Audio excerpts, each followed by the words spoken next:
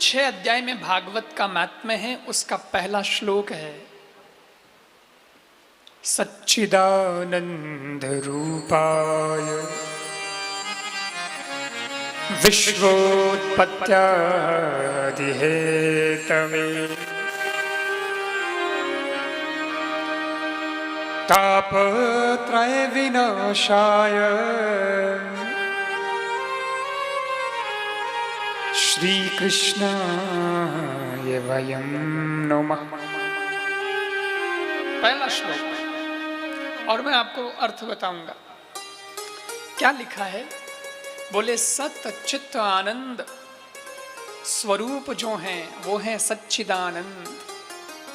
आपके मन में भी तो प्रश्न उठता होगा कि भाई कथा क्यों सुनना, कथा में क्यों जाना, कथा क्यों करवाना, क्या होगा इससे? होता तो बहुत कुछ है, लेकिन जिसको पता नहीं है तो वो तो देखेगा क्या होता होगा, इससे क्या होता होगा। मैं आपको इसी का उत्तर दे रहा हूं कि इस कथा से क्या होता है।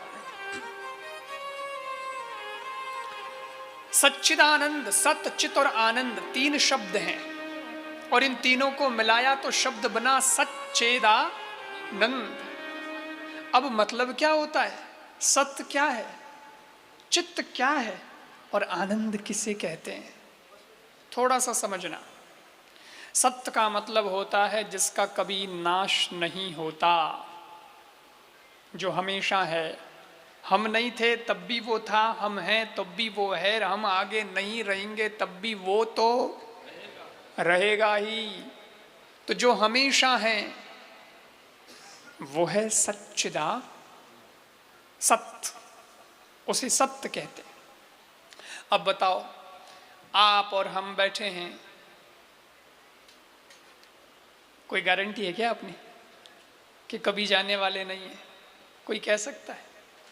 किसी के पास कोई गारंटी नहीं है। कब क्या हो जाए कुछ भी पता नहीं चलता है। और आखिर में अपने लिए तो यही सत्य है कि अपने को तो एक दिन जाना ही पड़ेगा, क्योंकि जातस्य ही ध्रुवम मृत्यु ध्रुवम जन्म मृतस्य च। जिसका जन्म हुआ है उसकी मौत निश्चित है, उसको तो जाना ही जाना है, पक्का है कि जाना ही जाना है। कोई भी अमर तो है ही नहीं, सबका नंबर लगना है।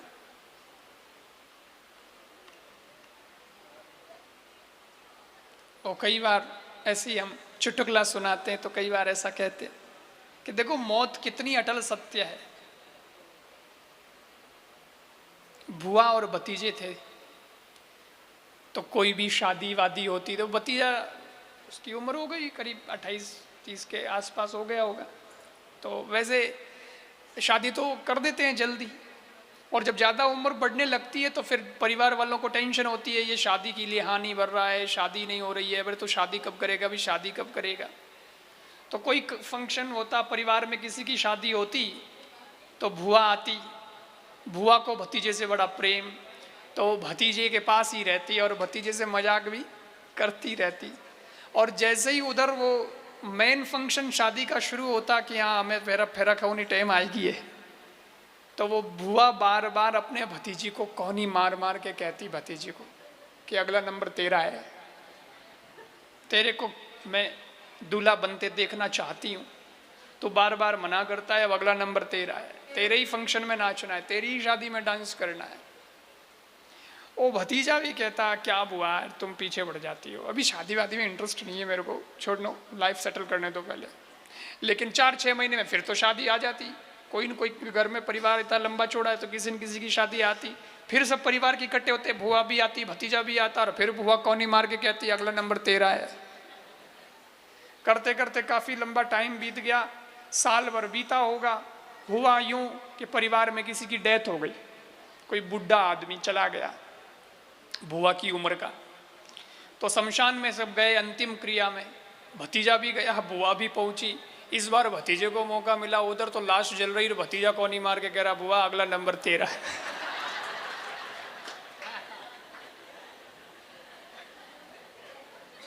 भाई ये तो विनोद में कहा मैंने, लेकिन नंबर तो सबका ही लगना है ना, क्योंकि ये कहते हैं कि जिसका जन्म हुआ है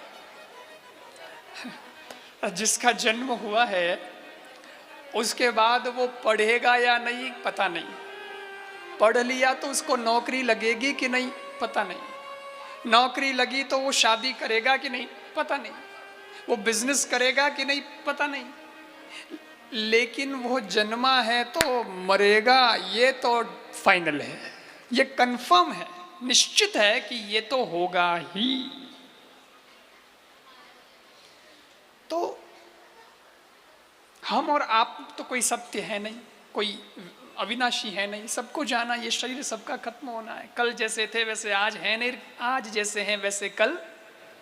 तो फिर बताओ सत्य कौन है? फिर ऐसा कौन है जो हमेशा रहता है, ओमनी प्रेजेंट, अविनाशी, हर जगह है और वो कभी बदलता नहीं, रहता ही है, इमॉर्टल।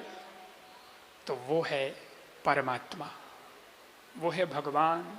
इसका मतलब सत्य माने भगवान। अब दूसरा शब्द आया चित्त। चित्त का क्या मतलब है?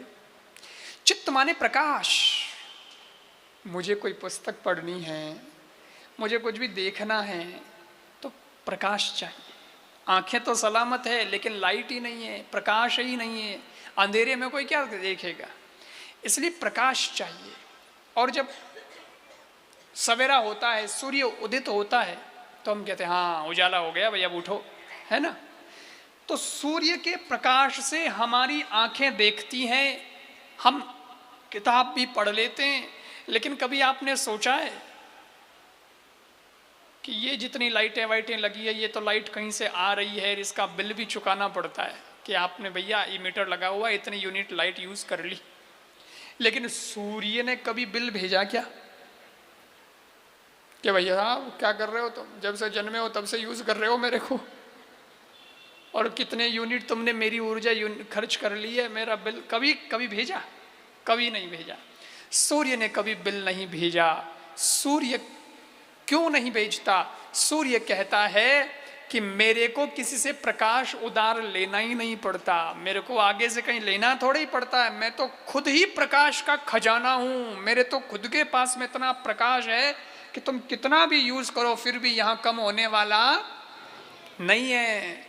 लाइट का सिस्टम अलग है, यहाँ तो लाइट कम भी पड़ जाती है, इसलिए कई बार आप जानते हैं बहुत ज़्यादा लाइट जहाँ खर्च हो रही है तो फिर कटौती भी करनी पड़ती है। अखबार में सूचना आ जाती है 9 बजे से लेकर 11 बजे तक फलाने फलाने एरिया में लाइट नहीं रहेगी, क्योंकि लाइट कम पड़ रही है भाई, मैनेज करना पड़ता है। लेकिन सूर्य कहता है मैं तो खुद ही प्रकाश स्वरूप हूँ, मेरे को किसी से लाइट लेने की जरूरत है ही नहीं। ऐसे ही जैसे बाहर सूर्य प्रकाश करता है, वैसे हमारे भीतर भी कोई है जो हमारे भीतर प्रकाश करता है, और उसको भी किसी से प्रकाश लेने की आवश्यकता नहीं पड़ती, वो खुद ही प्रकाश स्वरूप है। ऐसा जो भगवान है उसको हम चित्त कहते हैं, जो खुद प्रकाश स्वरूप है। लोग कहते कि मारे मय उजलो हो, मारे मय ज्ञान हो गयो, बस मेरे अंदर की ज्योत जग गई। और जिन जिन की अंदर की ज्योत जग गई उन्होंने अपना जीवन ही अलग कर दिया, उनका डायरेक्शन ही अलग हो गया, उनकी जिंदगी अलग हो गई। बाहर की आंखें सूरदास जी की नहीं थी। सूरदास जी भगवान कृष्ण के भक्त हुए, जो भजन वजन में अपन सूरदास जी का भजन वगैरह सुनते ना, तो उनकी बाहर की आंखें नहीं थी। पर बाहर की आंखें भले ही न थी, वो बाहर नहीं देख सकते थे, तो क्या हुआ, फिर भी उनको भगवान के दर्शन हो गए, क्योंकि उनकी अंदर की आंखें खुली थी, वो अंदर से भगवान को देखते थे, अंदर उनके प्रकाश था। तो ऐसा जो है महसूस करने वाला, कराने वाला, उसको हम चित्त कहते हैं। 2 शब्द पूरे हो गए, सत्य और चित्त। अब क्या बचा? हाँ बोलते रहा करो ताकि मेरे को पता रहे नींद नहीं ले रहे हो। अब बच गया सत्य, चित्त और आनंद। ये आनंद क्या है जी? तो जैसे ही हमें भगवान मिलते हैं तो दूसरी चीजें अपने आप छूटने लगती, क्योंकि अपने को समझ में आ गया कि ये जो है इससे भी बढ़िया है। तो समथिंग इज बेटर देन, ये इससे भी कुछ अच्छा है तो फिर ठीक है। तो आनंद माने भगवान का रियलाइजेशन, भगवान की अनुभूति। अच्छा एक बात बोलूं मैं आपसे, बहुत समझ में आ जाए आपको, इसलिए थोड़ा और निकट लेके आता हूं। जब कृष्ण भगवान का अवतार हुआ, गोकुल में भगवान आए, तो अपने यहाँ अपन कृष्ण जन्माष्टमी मनाते हैं। हर साल कृष्ण जन्माष्टमी आती है ना, भादव के महीने की 8वीं। तो फिर अपन मंदिर में भी जाते हैं, रात की 12-12 बजे तक सब चलता है सत्संग वगैरह, और उसके बाद सब कीर्तन गाते हैं। कथा में भी अपने यहाँ आएगा कृष्ण जन्मोत्सव, तो मनाएंगे, आनंद लेंगे। लेकिन जब लेते हैं आनंद तो धुन गाते हैं। धुन क्या गाते हैं? नंद घर आनंद भयो जय कन्हैया, है कि नहीं? क्या बोलते हैं? आनंद भयो। ऐसा तो नहीं सुना किसी ने बोला हो कि नंदगर बेटा भयो है, नंदगर छोरा भयो ना, नंदगर आनंद भयो जय कन्हैया लाल की। ऐसा इसीलिए बोलते हैं क्योंकि आनंद माने कोई और नहीं, खुद भगवान ही आनंद रूप लेकर के वहां पर पधारे हैं, इसलिए हम वहां आनंद यूज करते हैं। तो आनंद भी भगवान, चित्त भी भगवान, सत्य भी भगवान, इन तीनों को मिलाया तो शब्द बन गया सच्चिदानंद। सच्चिदानंद हो गए। अच्छा, फिर क्या लिखा? सच्चिदानंद रूपाय विश्वोत्पत्त्यादि हेतवे, जो इस विश्व का सृजन करते हैं, पालन करते हैं, संहार करते हैं, वो हैं भगवान। अच्छा, तापत्रय विनाशाय, एक और बात, क्या क्वालिटी है? बोले वे व्यक्ति के सारे पापों को, तापों को हर लेते हैं। तापत्रय विनाशाय, दैहिक, देविक और भौतिक ताप होते हैं। इन तीनों तापों को जो हर लें वो हैं भगवान श्री कृष्ण। तो भगवान की कथा और भगवान ये हमारे तीनों तापों को हर लेते हैं। तापत्रय विनाशाय, तीनों तापों से मुक्ति जो दिला दें वो हैं भगवान कृष्ण। इसलिए श्री कृष्णाय वयम नमः, हम सब कृष्ण को नमन करते हैं और भगवान कृष्ण की कथा को सुनते हैं। इसलिए होती है कथा। कथा इसलिए कि भाई सुनोगे कथा तो मिटेगी जीवन की व्यथा, इसलिए होती है कथा।